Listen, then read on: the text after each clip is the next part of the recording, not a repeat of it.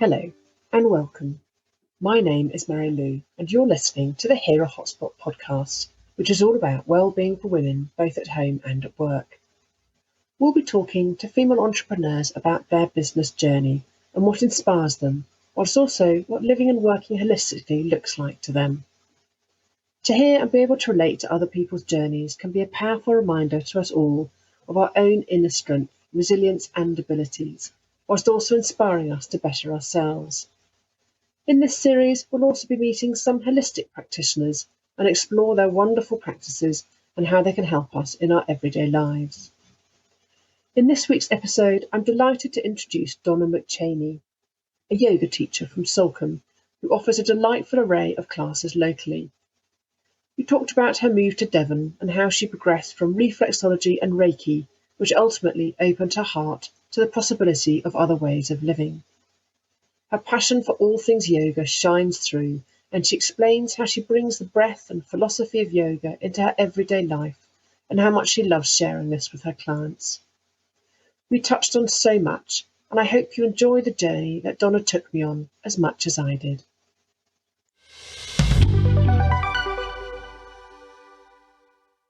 So, Donna, if you sat next to someone at a dinner party and they asked you what you did, what would you tell them?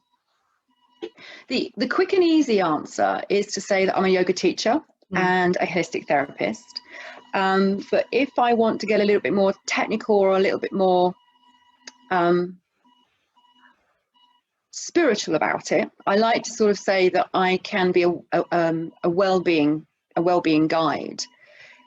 So I've done various training and I've got various life experience that when I put it all together, that if people come to see me or they present particular issues, then holistically and overall we can bring a package together of well-being that can help service them, help to bring about some balance. So say yoga teacher and holistic therapist is a quick and easy answer. And a well-being guide as a second sort of subtitle, if you like. So what response do you get from people? Well, it's quite interesting. So I've got a strong marketing background. I graduated with a marketing degree and I've had 15 years in a marketing capacity of one industry or the other, ranging from newspapers to printing presses, hotel locking systems, ice cream, hotels, nightclubs, restaurants. So I'm passionate about marketing. And so I believe networking and face-to-face is a really good source of marketing. And it's all about making those connections and having a personal relationship with people and then talking to them and letting them know what you do. And they might not need you or be interested at that point, but once you've let them know, then it's up to them to then decide at another time that they might be interested, or it might be that a friend of a friend might be interested. Yeah. And so I do go to a lot of networking things. So I'm a member of the chamber. And so, yeah, you turn up. I won't turn up in my lycra, whereas I spend most of my life in lycra. I turn up, and when they say, what do you do? And I say, I'm a yoga teacher.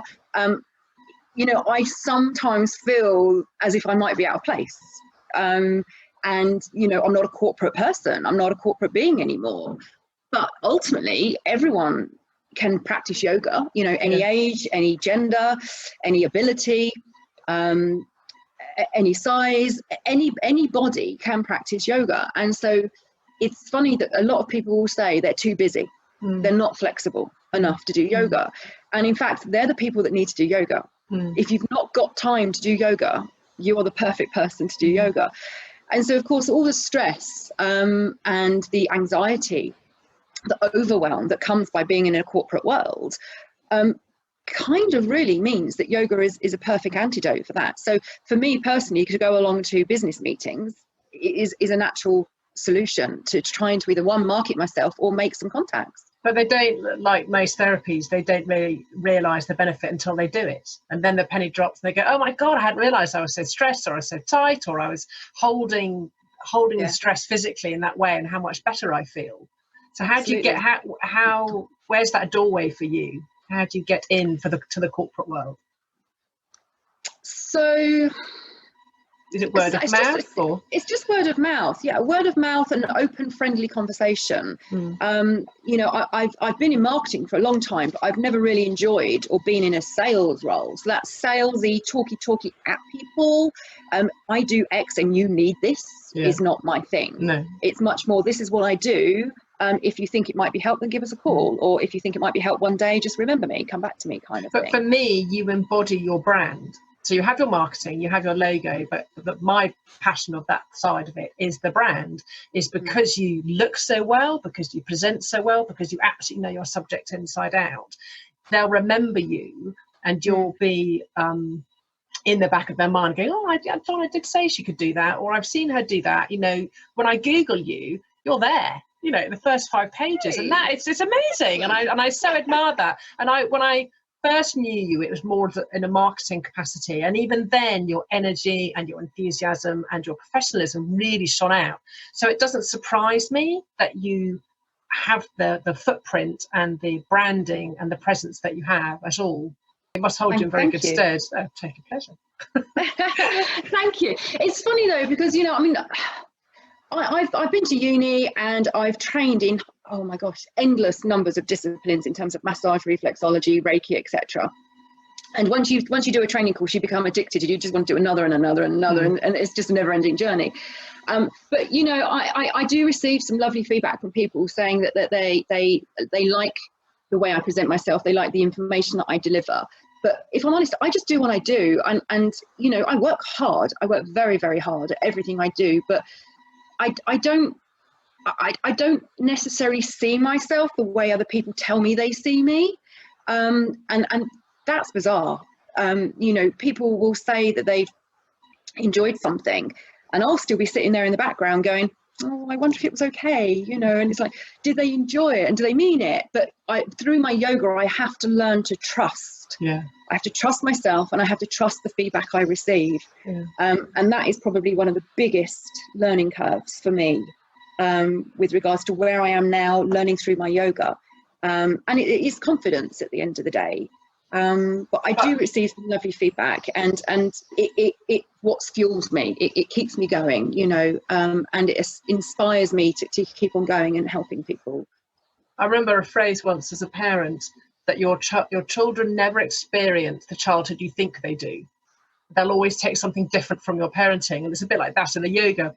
You'll think you're giving them one, you're going to have breath, and you're going to have presence, and you're going to have meditation, but they come away with posture and relaxing and something else. But actually it doesn't matter, because all that is tied up in what you do, and maybe next time they'll get the breath and the meditation, or you know, whatever it is. Absolutely.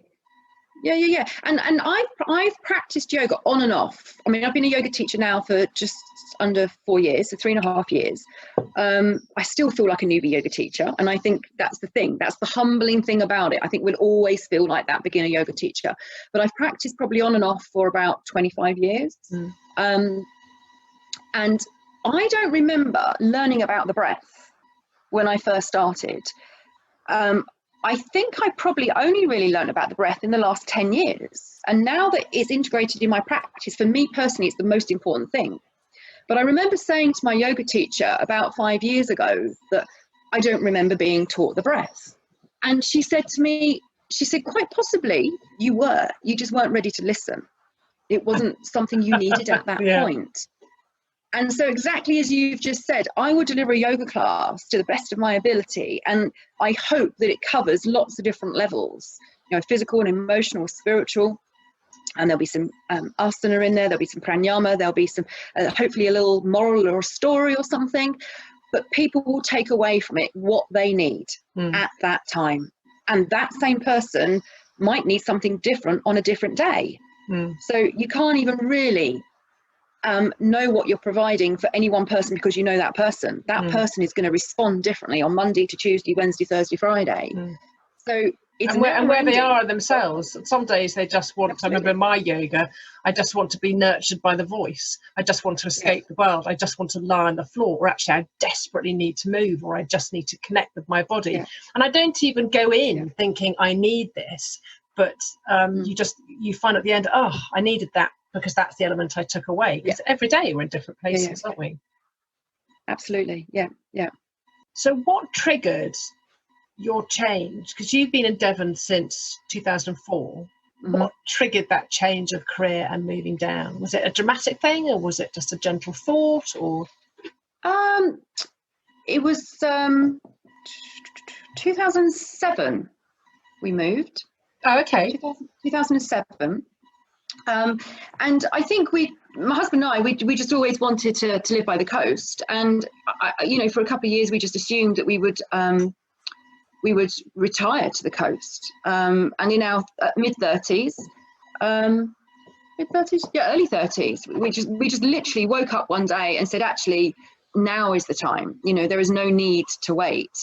And the whole process was just remarkable in that we then drove between Brighton and Plymouth for 2 weekends. Gosh. Just driving in and out all the little nooks and crannies just to try and find an area that we liked. Never really spent any time down on the south coast at all. I'd been down to Torquay a couple of times with my grandparents as a kid, but never ventured any further. And ironically, Marcus and I then took a hotel again to Torquay, to the same holiday place that I would go with my pet grandparents. And we were like, oh, should we go towards Kingsbridge and Salcombe? And we're like, no, there's nothing down there. What are we going to go down there for? Because it's just that little bit too far away, isn't it? It's down on a peninsula. There's no through road. So we decided against it. We just sort of carried on touring. And then one day we just woke up and decided, actually, maybe now is a good time. So we did our little road trip. We went in and out all the little nooks and crannies. And we saw some lovely places, but it was when we arrived in the South Hams and Bigby-on-Sea in particular that we fell in love with the area. And we looked at the house prices in Bigby-on-Sea and realised we couldn't afford Bigby-on-Sea, and then came across Salcombe. And so I'd not got any preconception of Salcombe at all, never heard of it, and we literally moved within 3 months. So we came down. I love the fact that you couldn't afford Bigbury, but you could afford Salcombe. You think it'd be the other way around. Yeah, I know. But there obviously is a difference. There is a difference. So we had a house to sell where we lived, which was Milton Keynes previously. And we were very, very lucky. We sold our house in Milton Keynes in 2 weeks. Wow. From beginning to end. Well, not beginning to end, but from putting it on the market and receiving an offer. Yeah. 2 weeks. And so we were able to move down to Salcombe, and on a very grey, wet, windy day, we found a house that we loved, and we were here within 6 months. It was remarkable, and it was a big move. It was 400 miles. We left our family back in Milton Keynes, but obviously anyone that lives locally knows the beauty of the area, and for us, life became outdoors, and we then just fell in love with everything that was here.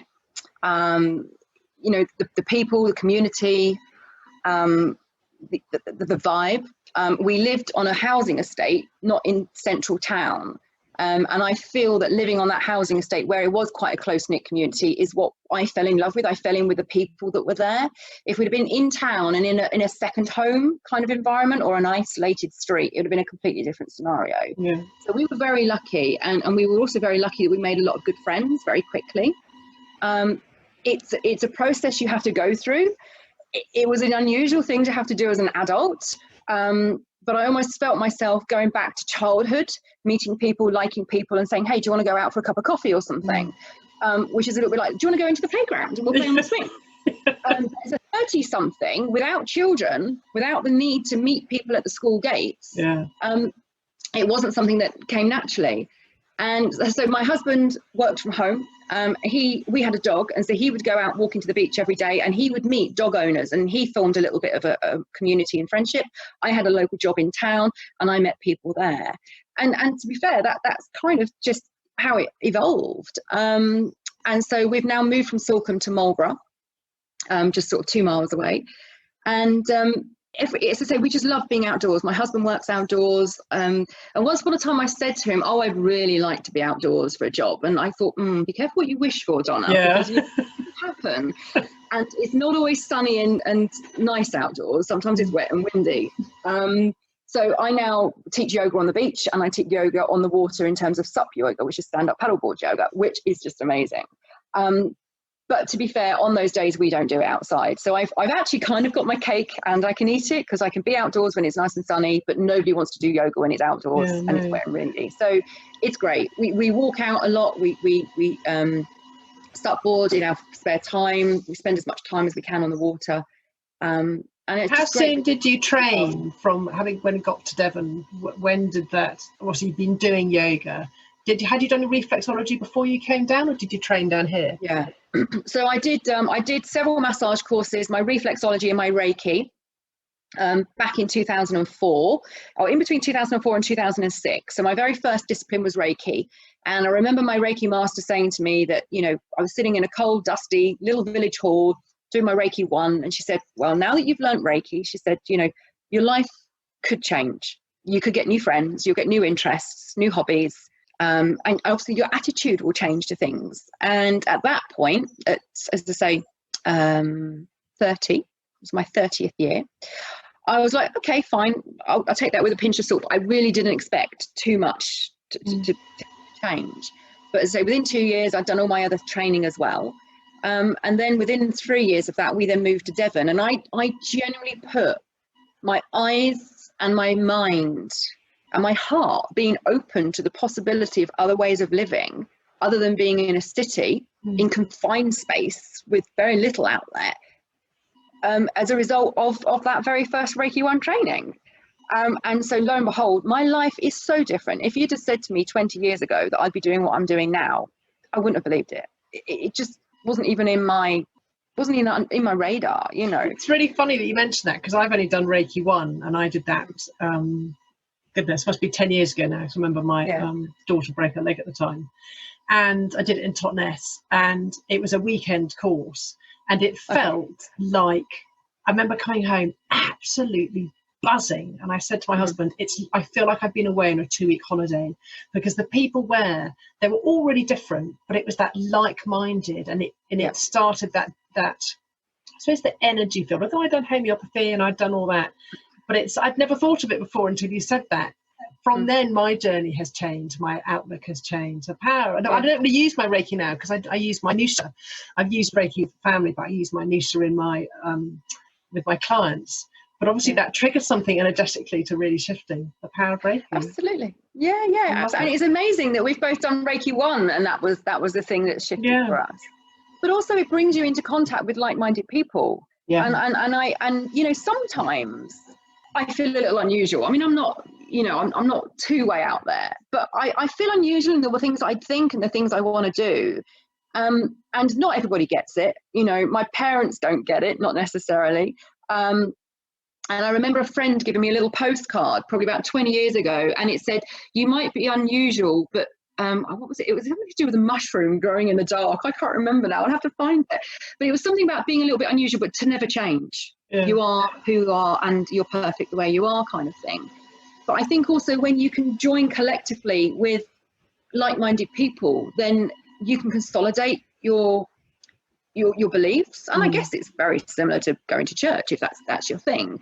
But when you believe in a holistic alternative sort of way, and that you have the power within you to make your own choices, and those choices can be negative or positive, that ultimately it's up to you how you respond to things.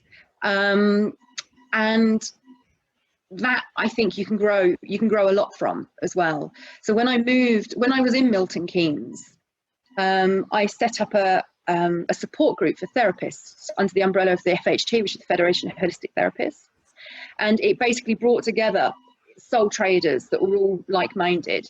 And that was a great way to network and to have friends and to connect on that level.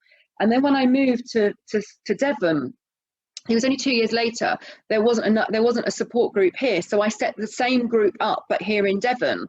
And I remember them making a little article about it in the FHT magazine, because they're like, a FHT coordinator sets up 2 groups in close succession, because I'd literally moved house in the middle. But again, moving to an area that I didn't know anybody, it was a great way of meeting people. I got my CPD points, but also it connected me with people that I had something in common with, because it can be quite isolating working on your home for one. But if you have got slightly different thoughts or different trains of thinking, when you're on your own with those thoughts, you can begin to doubt them or forget them. And so it's just nice to have that concrete bond to draw it all back together again, isn't it?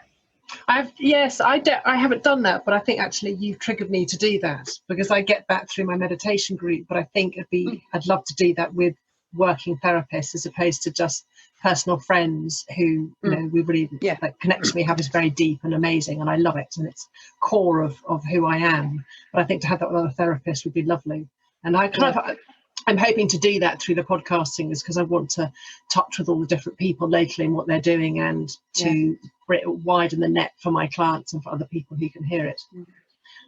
So for all you have an amazing yoga, the different types, about 10 different types of yoga: massage, nutritional coach, reflexology, Reiki, and aromatherapy. Have I missed anything?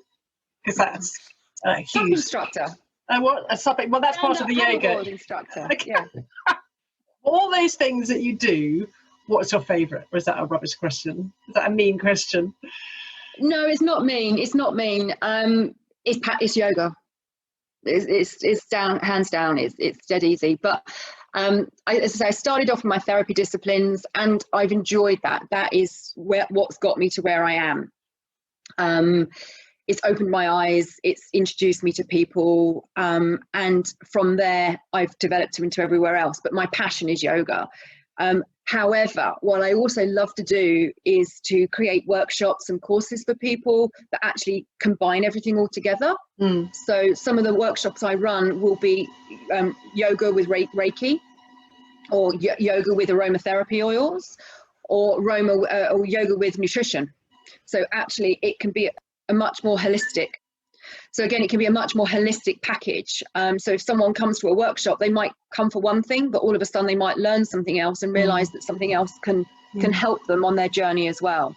And do you find sometimes, although you have no intention of bringing in aromatherapy or nutrition, that just naturally comes into those conversations because you've got that wealth of knowledge and you can see that it can help people on their journey? Absolutely. Yeah.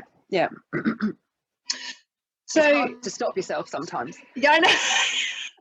Yeah, that is the danger, isn't it? That you want to help so many people, but finding those boundaries of actually there can be total overload, but if they're not ready to hear it. Well, absolutely. You need to be really careful on that. So I'm training to be a nutritionist at the moment. So I've done some qualifications in nutrition, which allows me to encompass it into some of my training courses. But I'm actually now doing a full-on nutrition diploma as well. And this is using food as medicine. So it's kind of taken it to a whole new level. And everything I've done up until now has kind of led me to this. And the thing is with nutrition is well, as with anything, once you know, you can't unknow. Once you've read something or seen something, there's no going back from that. And so certainly if someone presents a certain situation, my mind kind of goes, well, 1, 2, 3, 4, 5, 6, 7, 8. There could be lots of different solutions, but it's all about breaking it down and very mindfully reporting back and presenting an action plan for people to do. If you ask anyone to change their life by implementing everything and anything that's available to them at that one point, as you say, they'll just be overload. And so it's about just little small stepping stones, and just breaking it down into a manageable way. I find that difficult because I'm very much an all or nothing person. I can go cold turkey overnight with everything I want to give up, whether it's chocolate, crisps, wine, I just do the whole lot. So that's how I deal with things. And it works for me. But I just need to remember it's not for everybody. That's a big ask for some people. Just to do one of those is quite big. Absolutely. So what's been your biggest hurdle in all of your learnings? Has it just been the personal development within it, or finances, or motivation? No, I can't believe it's motivation with you, Donna. No, probably not. Confidence is one thing, having that confidence to get out there and to do it. And I guess motivation, confidence, could you put it together? But I'm kind of somebody that I'll have a plan of what I want to do, and I can see that it's a very, very, very long journey. I might not see the light at the end of the tunnel, but that doesn't stop me. Like I just said, I'm all or nothing. If I want to do it, I'll just crack on and do it. I'll break it down into small chunks, but that doesn't faze me. Hard work doesn't faze me, and the longevity of something doesn't faze me. So probably what's been my challenge, it's difficult. I think wearing so many different hats, running your own business, I'm very lucky that I have got a marketing background. I'm very passionate about what I do, but wearing so many different hats in terms of running a business, you've always got a website to maintain, you've always got customers to find or manage or retain, you've got to do your finances, you've got to do your bookkeeping, you've got to do your own purchasing and supplying, and it's never ending. It really is never ending. I hear you. So yeah. I love what I do, and I never had an ambition to be a yoga teacher. When I was training to do my yoga, I didn't think I was ever going to be a yoga teacher. I certainly didn't think I'd ever run my own business. However, being here right now, I love it. I love every single second.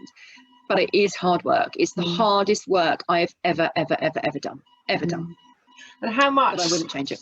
How much of what you do is the business side? Is it 10% a week? Because I'm lucky almost now. I've got less. I do more marketing now, but I have less. Having had a shop and retail, that was goodness, so many hats, and I loved it because I love the variety. But actually, sometimes you feel like a jack of all trades. Whereas now, because I've just honed it to doing one thing, just wearing two hats seems much easier. I think I thought when I first decided to be a yoga teacher that if I taught 5 yoga classes a week, I would have to work 5 hours a week. That's not the case. So because of all these other hats, potentially just using 5 classes a week as an example, if I was to spend 5 hours a week teaching, of course, you've got your travel time there, you've got your travel time home. So all of a sudden, those 5 hours turn into 10 hours. And then there is the administration that needs to be done at the back end. And my working week can easily be 35 hours on top, including those extra 10. So I think a challenge is also on top of wearing all those different hats, and which department am I today? And there is never today's a marketing day, today's a finance day, today's a teaching day. It just blends in. And I like to do things as they arrive. I'm not one for procrastinating or saying, right, tomorrow is my email day. I would much prefer to deal with all the emails as they come in, which sometimes means putting the marketing to one side or the website to one side. I just want to deal with all the customer inquiries as they come in. So my brain sort of flits from one to the other. But this is where my yoga and my breathing comes in. This is what helps me to stay centered and grounded. And if I do feel a bit fraught at any time, then I can come back to the mat or come back to the breath, and it helps. But boundaries are difficult, because it's my baby and I'm very, very passionate. If I'm not working, I'm not earning. And I'm not doing this for the money. I'm doing it for the love of it. Nobody earns, pittance or not really knowing if they're going to turn up to a yoga class and no one not be there for the money. So it comes together collectively and it comes together nicely. And I couldn't do it if I was earning nothing. So of course I'm earning something. But I think having boundaries is hard, and I've gone through personal coaching and life coaching to help me set those boundaries and put them into place. And it's about not waking up first thing in the morning and checking emails. It's about having that time to wake up in a sense of positivity rather than opening up your phone and going, bloody, bloody, blah, here's a load of negativity first thing in the morning, which inevitably bombards you because of social media. So having boundaries, saying I'm not going to answer my phone here, not answer my phone there, making sure I've got downtime, spending time with my husband and my family, and trying to work like that. It doesn't always work. Sometimes I don't want to use the word fail. I don't fail at keeping my boundaries because I've got a sense of not duty, but I don't know. I just want to serve my customers and I want to do my job as well as I can. So, I will pick up emails at a time of day where I shouldn't, but I try and limit it, so I do the best I can. So it's just about having boundaries, having time for myself, trying to keep business within business hours. But then, the work that I do isn't in business hours. It's not a 9-to-5 job. A lot of people want to come and do yoga or have a massage after they finish work or at the weekend. And so again, it's very hard to have set boundaries. So if I work a weekend, then I try and have a day off in the week. And that's my place of balance. You slightly answered my next question, mentioning your life coaching, is do you have any mentors or influences that you can turn to in order so that you feel actually they've cracked the journey, or they've got the balance that I want? Do you have anyone like that in your life? Oh my gosh, does anyone have balance? And this is the thing, isn't it? And appearing to have balance on the outside, and everyone thinks you're cool as a cucumber. Is anyone really? Has anyone ever found that place? We have good days, we have bad days. Sometimes we've got the balance, sometimes we haven't. And I think that's what makes us human. I think it's perfect to be imperfect, and that's something I've learned through my yoga. So, a lot of people inspire me. My family inspire me, my friends inspire me. I've got a lot of people in my life that are strong, determined people with focus. If I think about my mother, she retrained when I was a child to be a dental nurse. And that's never an easy thing to do midlife. My sister runs her own business. My cousin is a deputy head teacher. And when I look at my younger relatives, my younger sister, my younger cousin, I am just in so much admiration for them, because there's only a few years between us, but it's just amazing that we've all worked towards something, and I've got friends that have got their own businesses, friends that have gone back to uni as mature students, friends that have overcome illnesses. And we just find this inner strength and we just crack on with it, and hopefully we all become stronger versions of ourselves at the end of the journey. My students inspire me. It doesn't matter what they're going through, they turn up on the mat. And that is incredibly motivating for me. As I say, we have bad days. Well, I have bad days, they have bad days. But if we can all come together collectively and we can help each other, that's what we're here to do, and that they inspire me beyond belief, and when I see just small steps of progression, or when they come out of a class and they repeat something back to me that I've said, I'm like, holy moly, you were listening, and I'm just like, oh, I didn't expect you to be listening. And so when they repeat back to me, or if they email me after class and they say, something you said to me during that class really resonated with me, and I really needed that today. I really needed that. And at that point, it's giving me goosebumps now just saying that, but to know that you've had an impact on somebody's day, and we all know that whatever happens during that day has a ripple effect throughout the day, the week, the month, and that is incredibly humbling, but also very inspiring. I hear that, and sometimes I feel, although I have my knowledge and my passion and my training, sometimes I do feel that I'm a conduit for a higher knowledge, because you can I either get people who totally I can relate to through my life journey and different experiences, and I absolutely know how that feels, and this would be my input on that. Or sometimes I just ask, and I'll get, I don't want to use the word download, I'll just think, well, actually, let's take that angle, let's say that. And I find that humbling that I'm used sometimes in that way. And you can say the right thing to the right person. I do it with my children when I'm parenting. I'll say something, my God, that was really wise. It didn't come from me. That was fed to me, God, they're good. And I don't take any credit for it at all. But it is being in the right place to be able to connect and inspire and support clients or friends or children in that way. But yes, I get that hugely humbling. It's amazing, isn't it? I'm very honoured. And it just comes from, well, it either comes from here or it comes from up here, but to have the ability to just support someone in that way. But my grandparents, none of my grandparents are alive now, they passed sort of a little bit longer ago or just recently, but they've all inspired me. They're strong, courageous people that have lived through wars, and they've got sort of ingrained qualities of resilience and strength, bravery. Obviously British, very stiff upper lip. We don't talk about these things, we just crack on, and I don't necessarily agree with that, but not in today's sort of society. I do feel that talking about things is a much more productive way of processing things. But resilience and resourcefulness, my grandma, she would make the most of every single piece of food.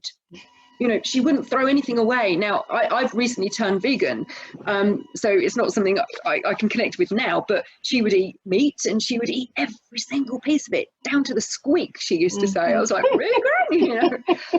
But yeah, I love them. And they've been a huge sort of inspiration. I love spending time with my grandparents and looking up to them. But I guess in industry, I've had some amazing teachers, both in my nutrition training, in my yoga training, and some of these ladies have written books. So, I've bought books, read books by them as well. And they become sort of a constant source of inspiration as well. But industry figures, maybe. I mean, I don't know if this really answers your question, but I follow a lady called Claire Guest, and she is a lady that's launched a charity in Milton Keynes called the Medical Detection Dogs. And it was quite interesting that she launched in Milton Keynes just before I left, but I didn't hear about her or a charity until after we left, in a good 10 years later. But Medical Detection Dogs train dogs to sniff the change in either breath or urine for cancer cells. And so they're called medical detection dogs, so they can detect cancer. And they're currently now working on COVID-19. I had heard that, yeah, amazing. Yeah, so they're currently working on that, which is remarkable. And so they've also got another side of their business where their dogs are medical alert dogs, so they'll sniff out allergens. So your glutens and your nuts in environments.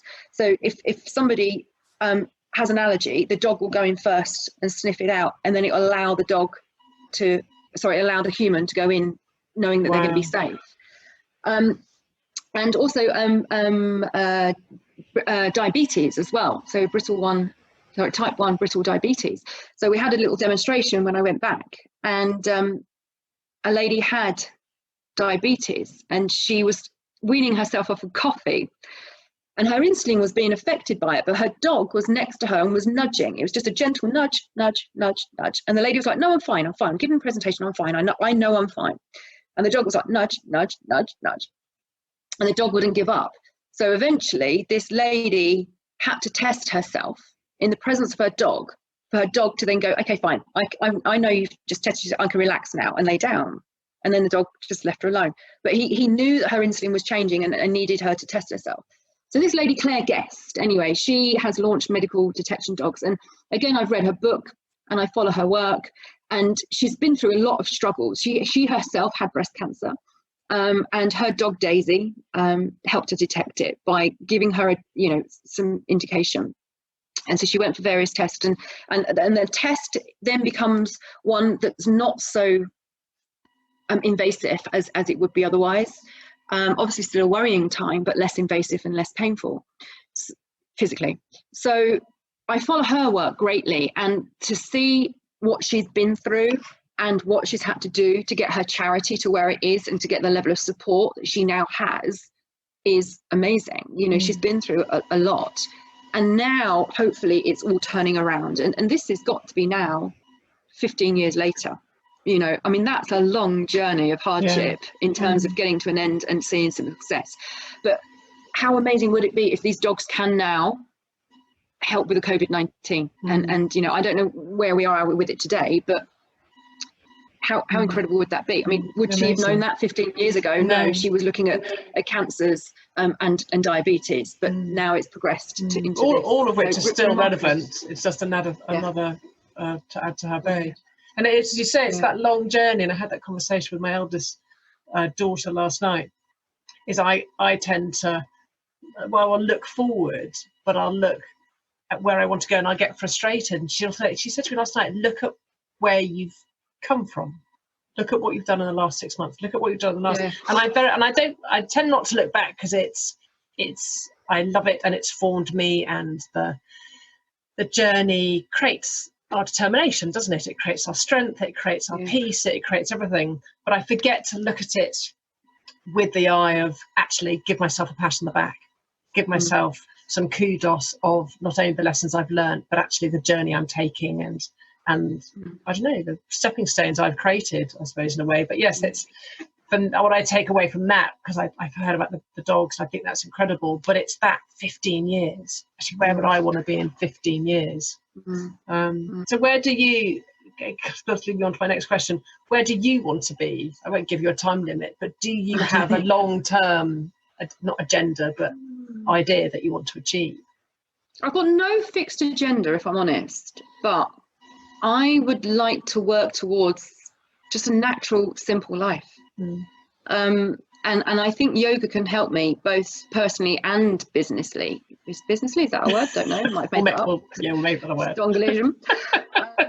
On a business sense. So, you know, I enjoy doing yoga, and if I can earn some money that puts food on my table by doing yoga, then how amazing is that? They always say that if you can go to work and do a job that you enjoy doing, it's not really work. So, I mean, how amazing is that to have that? But I've had some crazy aspirations, you know, running retreat centers, having yoga hotels, you know, various things.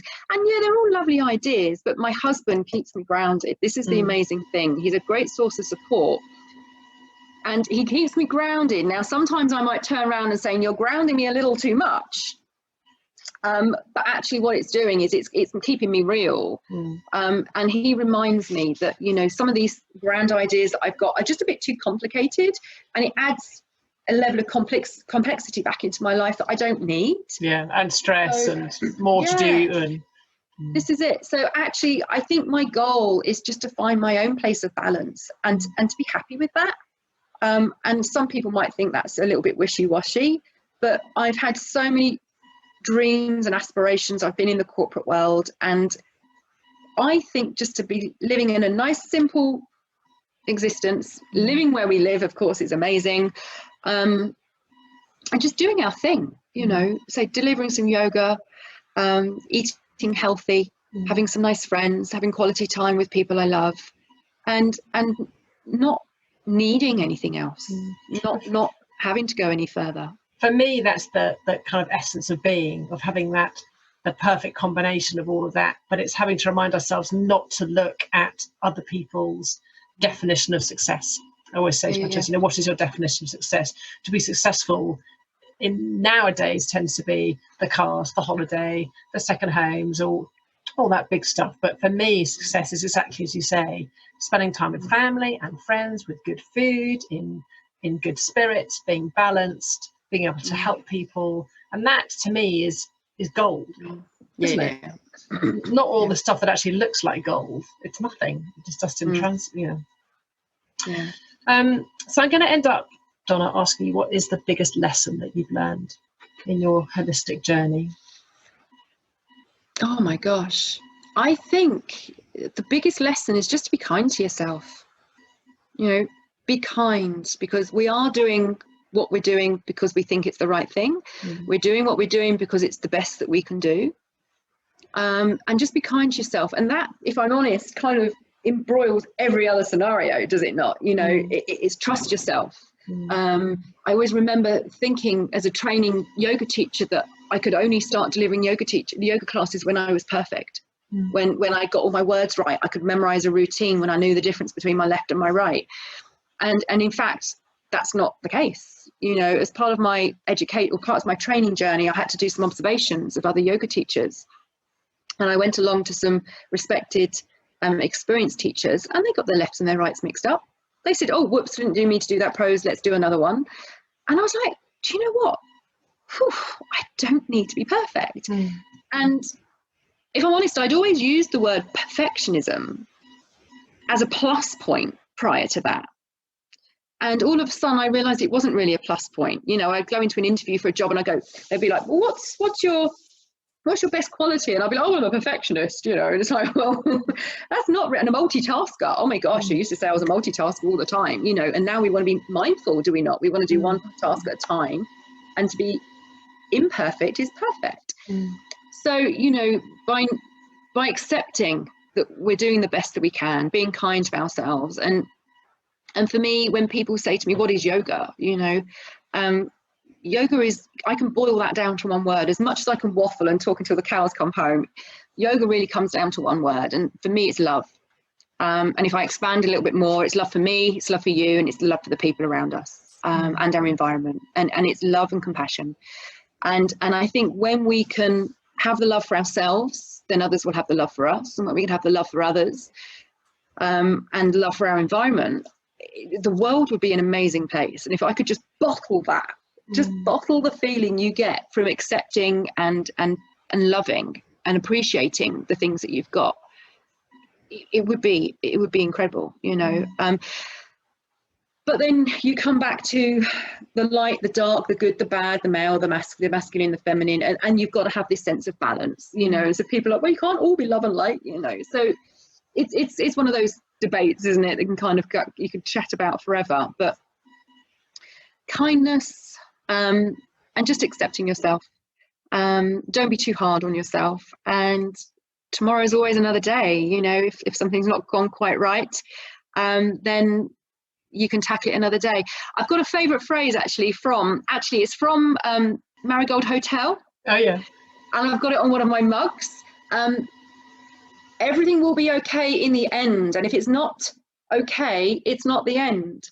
I loved it. I loved the phrase so much that when I saw it in a mug, I just had to get the mug. So yeah.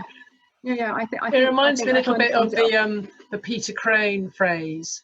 Everything in life that's happened was meant to happen because it happened. And it's, again, that just gives me goosebumps. Yeah. And it's the audacity. We think, well, it was not meant to happen. Well, but it did. No, we'll see, it was meant to because it happened. Yeah. You know? Totally get it. Get it. Donna, I've loved talking to you, and I could talk to you all day.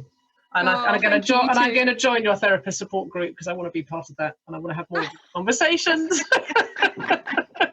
So thank you for your time. Thank you for sharing your wisdom and your journey. I've really loved listening to you.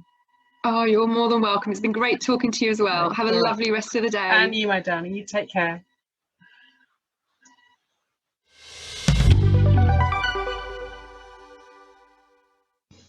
Thank you so much for listening to the Hera Hotspot podcast. I hope you enjoyed it. Maybe you'd like to check out our Facebook page under Hera Holistic. Next time, I'll be talking to Mandy Hyde, a homeopath near Kingsbridge, and I'm looking forward to hearing how homeopathy was key in her own transformation from ill health. Until then, take care.